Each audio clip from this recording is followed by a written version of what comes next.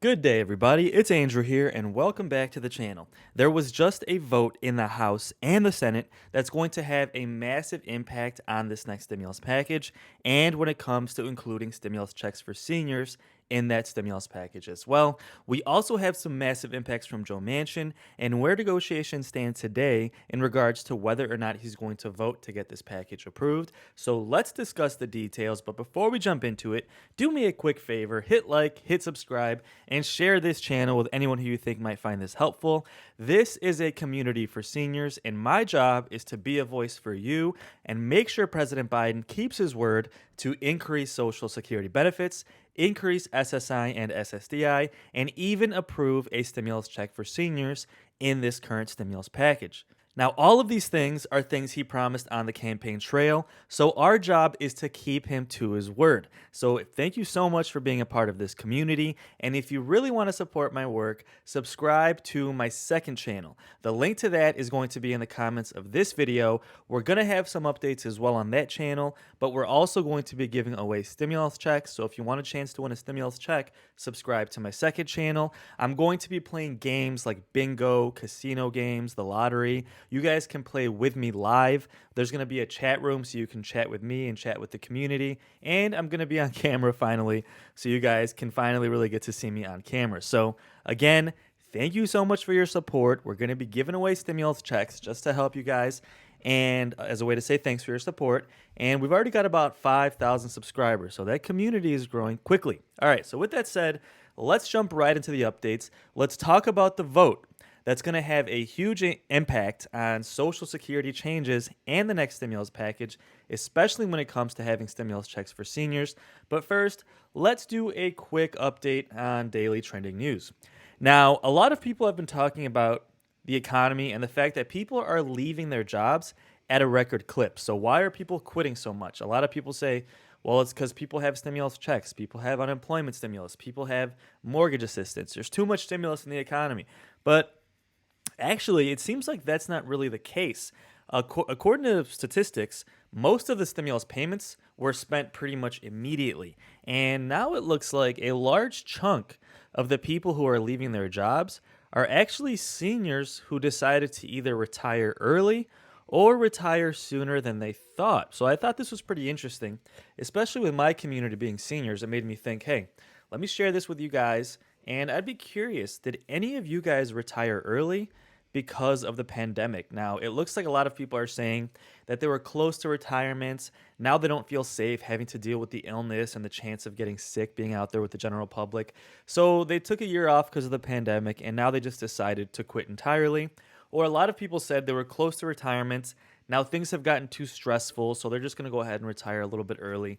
But let me know in the comments, folks. Did you guys retire a little bit early because of the pandemic? Because apparently this is one of the biggest contributing factors as to why people have been quitting so much. Now, this is actually good news because, if anything, it goes to show that seniors are empowered to retire even earlier, right? Now, with that said, of course, there's still a lot of problems with the retirement system, like Social Security benefits still have not been increased, a stimulus check for seniors still has not been approved, and again, all of these things are things that President Biden promised, and we still expect them to get done, but it's honestly just taking a little bit too long. So let's talk about a couple more things on trending news. Then we'll jump into the update on what the Senate and the House just voted on that's going to have a huge impact on this stimulus package. Another article that's trending is President Biden says that the federal student loan freeze is going to end at the end of January. Now, he's been getting a lot of pressure from liberals like Chuck Schumer and AOC telling him to cancel student debt or at the very least extend the freeze for another year. Now, let me know in the comments, folks. Do you guys have student loans? I know most seniors have paid theirs off at this point, but I do get a lot of comments from people saying that they still have a student loan, and this freeze of student loan payments has been a huge help. So there are some seniors who are going to be affected by this, and to be quite honest with you, I'm affected by this as well. I actually have $200,000 in student loans, and it's fine. You know, I got a higher education. I actually went to graduate school. So that's on me to pay it back, and I have no problem paying it back.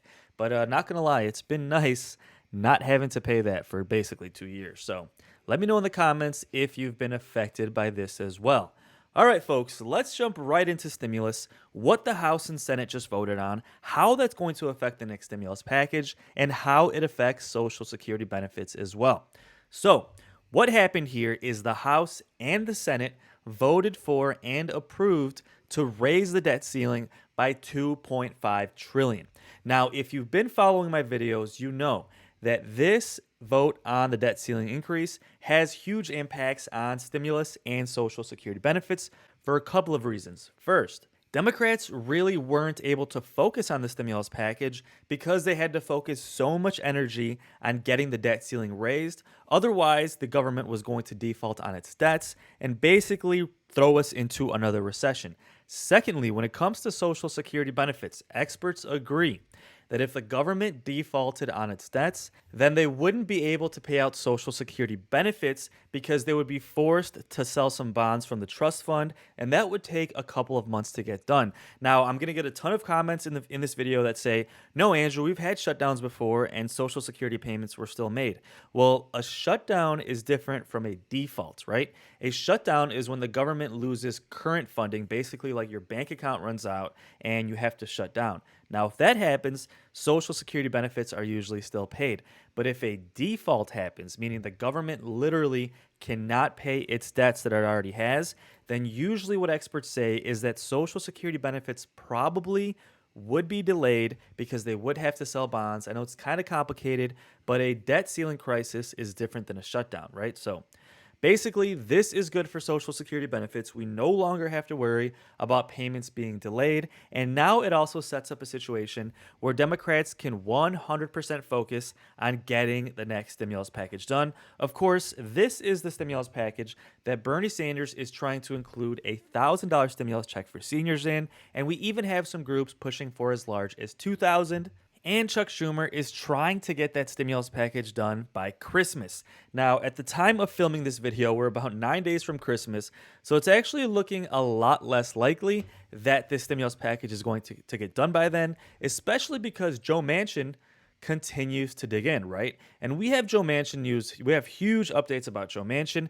One of the main kind of dynamics at play here are the fact that Joe Manchin either is going to go up for re-election in 2024 or he's not. And this has huge impacts on his decision for a couple of reasons. One, since his state of West Virginia is becoming more and more conservative, it's more difficult for him to approve things like a stimulus package. And President Trump won West Virginia by 40 points. It was his second biggest victory across the entire country. So think about that. All of a sudden, West Virginia is a very Republican voting state, very conservative. Joe Manchin is in office, and he's thinking to himself, okay, I've always been a Democrat. I'm close to retirement. If I do retire, I could go ahead and help President Biden get this stimulus package done because I'm going to retire anyway, so I'm not worried about winning re-election. On the flip side, if he decides he wants to go up for re-election in 2024, he pretty much is in a hard position because if he approves the stimulus package, goes up for re-election, and West Virginia has become a lot more conservative, they could say, you know what, Joe Manchin's a little too liberal for West Virginia at this point, and he could lose re-election, right? But Joe Manchin is 74 years old. He's obviously a millionaire. He's been in office for probably 40 years, and a lot of experts think he might retire. So this is kind of a huge thing here, right? If he decides, you know what, I'm probably going to retire in a couple of years, there's a really good chance he'll go ahead and approve the stimulus package. Now, if he doesn't want to retire, it's going to make it a little more difficult to get this done, but I do still think it will get done. I just think it's going to be delayed. It might go into January or February if Joe Manchin decides he's not going to retire. So this is a huge factor at play. Joe Manchin, whether or not he goes up for re-election, will have a huge impact on the stimulus package. Now, that's not to say he has to decide now. Quite frankly, he might not decide now, which if he doesn't, he might lean towards not approving the stimulus package or at least taking some things out that make it too expensive. A lot of people have been saying he wants to get rid of the child tax credit that pays monthly stimulus checks to families. And then some experts are saying that might actually be a good thing. If they take that out, it's not that popular anyway. They can take out the monthly stimulus checks for families. Then they'll actually have more money to give stimulus checks to seniors between $1,000 and $2,000. So personally, I agree with that. Let me know your thoughts in the comments. But that's currently what's happening, folks. We're trying to see what Joe Manchin's next move is going to be. We're also working with the parliamentarian to see what can and can't be included in this stimulus package. And then at the same time, Democrats in the House and the Senate just voted to approve the debt ceiling increase, and we expect President Biden to sign that shortly. So there's not going to be a default, there's not going to be a government shutdown, and now we're in a position where 1 week and a half before Christmas, Democrats can fully focus on getting this stimulus package done. So we should have a lot of updates in the next couple of weeks. Don't forget to subscribe. I will keep you posted as things develop on the next stimulus package and Social Security changes as well.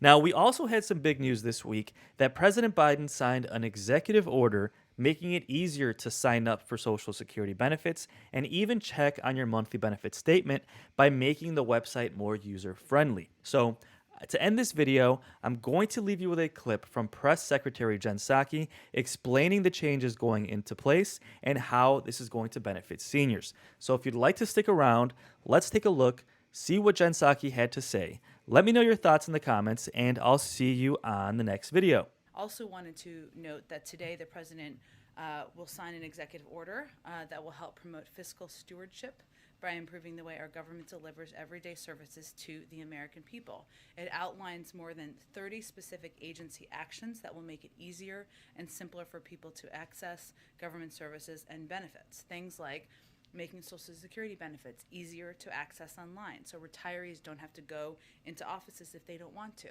saving them time and big headaches at times. Using innovative technology to speed airport check-ins and reduce wait times, allowing Americans to renew their passports online instead of having to print forms and pay with a paper check or money order, and providing online tools that make it simpler to file your taxes. Also, you can update your address in there and not have to do it through repeated forms. I found that particularly exciting. The executive order also ensures agencies focus on the needs of the American people and spells out a process for agencies to continually improve their delivery of services. So on this executive order that he's about to sign, what's the strategy to do this now? And can you give us any sense of a timeline, more specific timeline on implementing it, or Sure. any consequences that federal agencies would face if they don't follow through? Well, it's going to take 6 to 12 months to implement it. It's a priority for agencies, so it will depend. It's going to be implementation component. There'll be a little different, right, depending, and agencies will have a more direct and specific assessment about how long it will take, but some of this is getting programs or online systems up and running so that they can be implemented. And I would say that the reason to do it now is the president's someone who has been in government as vice president for 8 years, obviously 36 years in the Senate, and he's a firm believer we can always make government work more effectively and efficiently. Technology is a way to do that in many ways, to make it easier, simpler, more accessible for people, whether they're seniors who are trying to get their Social Security benefits or people just applying to renew their passport. And I'll tell you, I was very happy to hear that. So that's good news. So that's something that he has long been a believer in. It's something it took a little bit of work internally to make sure we had the systems in place to get it going. And then